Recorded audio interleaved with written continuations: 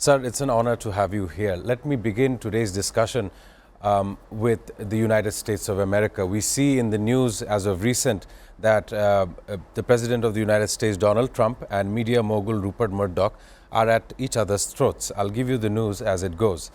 President Donald Trump had filed a $10 billion defamation lawsuit in the U.S. District Court in Miami against media mogul Rupert Murdoch, which also represent the News Corp, Dow Jones, and the Wall Street Journal.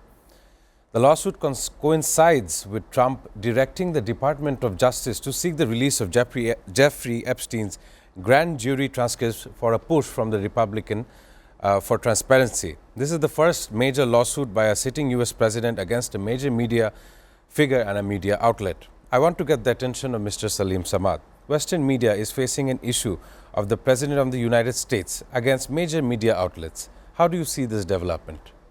No, thank you for having me on the show. First of all, most American journalists I have met or have studied with them in Washington, I mean that was several years back, they were not aware that America has a law to number one, to censor, number two, to shut down a newspaper, a media, and number three, to punitive action, not exactly punishment, a punitive action against a journalist. And that law is only with the president, not with the ministry or any other department.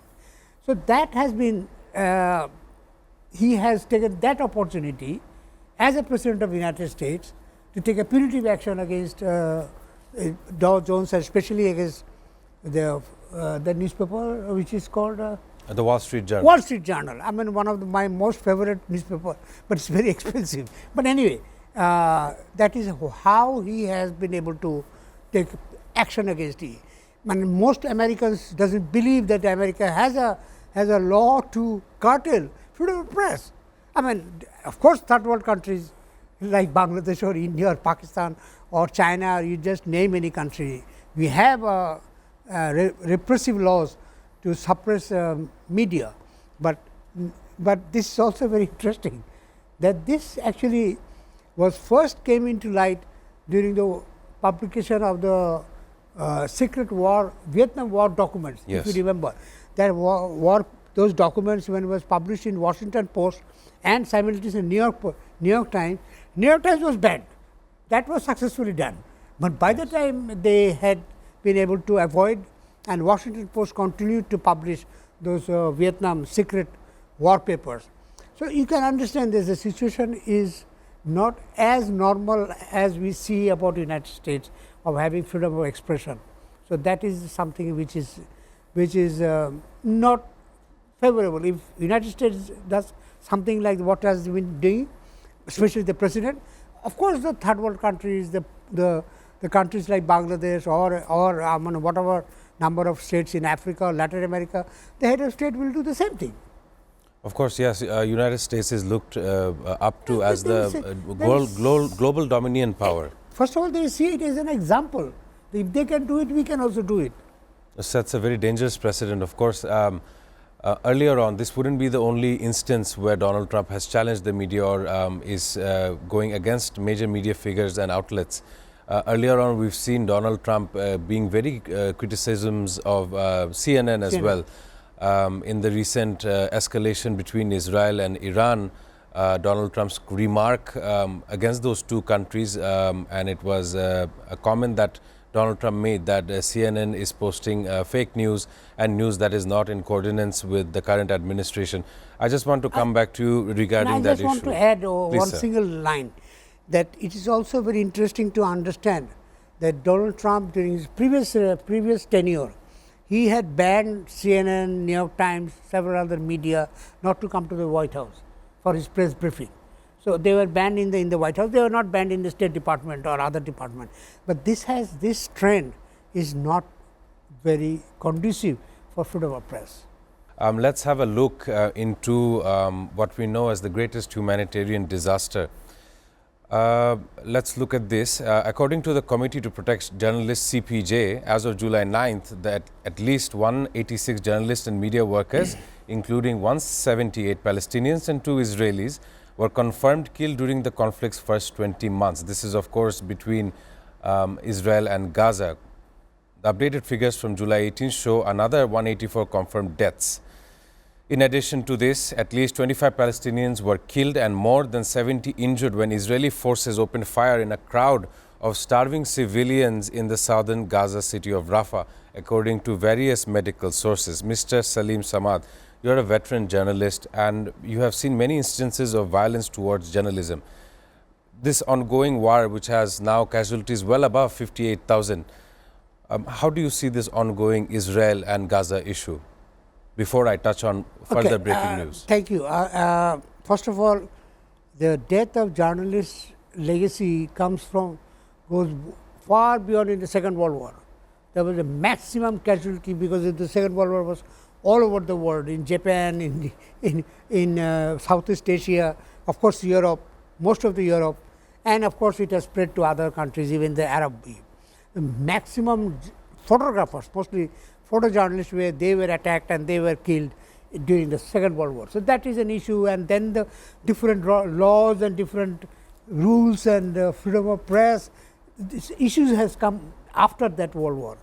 But unfortunately, after all these policies and bindings by the UN, the Vietnam War was also another graveyard for journalists. I mean, I remember several of the journalists, at least two journalists who were in Bangladesh covering that 1970 cyclone. They were in Dhaka. After a few days, I found in the newspaper that he has been killed in Vietnam. So you can understand that Vietnam. Now, he has been changed, and it has come to the Middle East, and it has come to the only area called the Gaza, and which is now known as a graveyard for journalists. And it is the most dangerous place in the world, according to RSF and also CPJ, that Gaza is the most dangerous place for journalism. So you can understand it is not safe. And I still wonder, I mean, personally, sometimes I wonder, how come still journalists are still working there? Photographers are working, because I see photographs, I see visual in the television, and I also see stories coming from Gaza. How can they dare to do that, despite having their colleagues and the nearest, their relatives who are also journalists were killed? I am not talking about the entire people in Gaza. That will be very difficult for me to assess.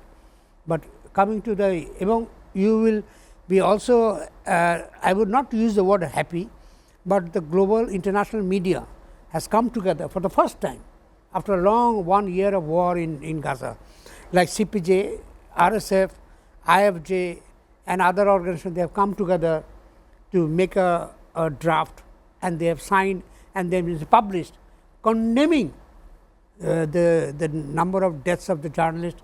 Of course, injuries is there, but this is very that now it is no more that we are talking about. They are also talking about.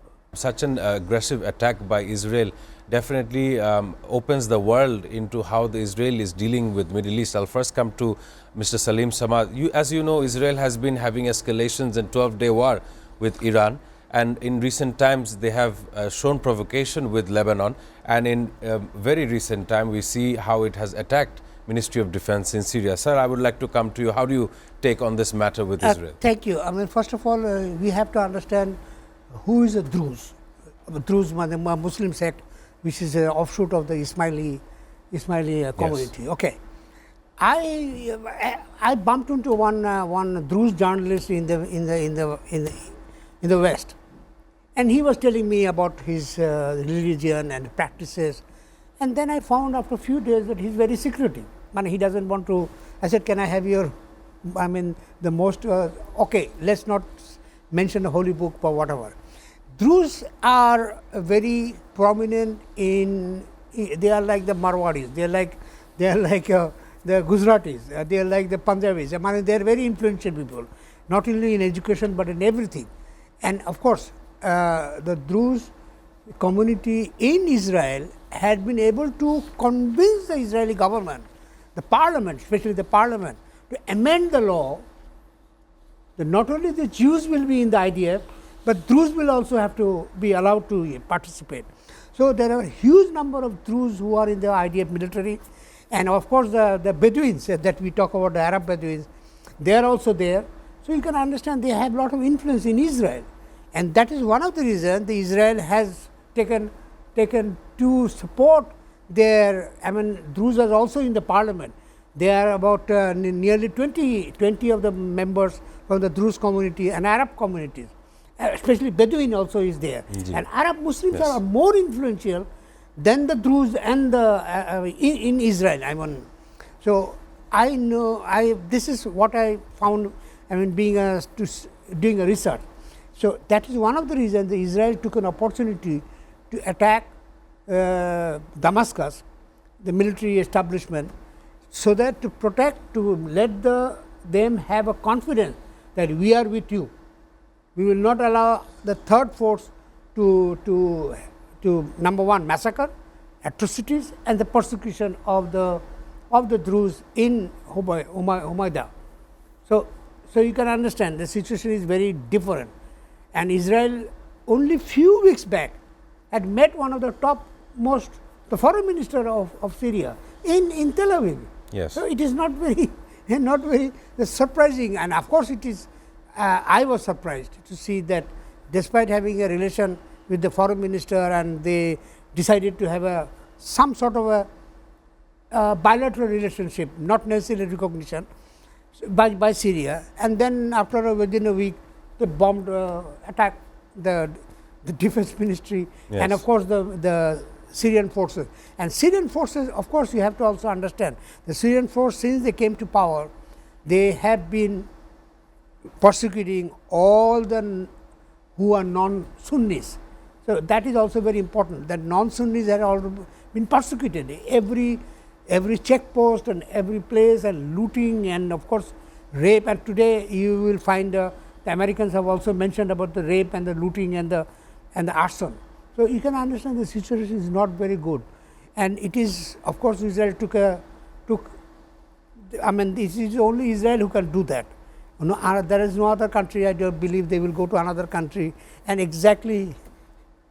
I mean, by address, by GPS, they will target a building, and of course, the building was only on that part. You will be very surprised if you read the New York Times that they have attacked only the chief of staff's office, yes. Not the rest of the building. The rest of the building is still fine according to the picture, but they have taken liberty to attack and damage and give a message that don't try to be very smart with the Druze.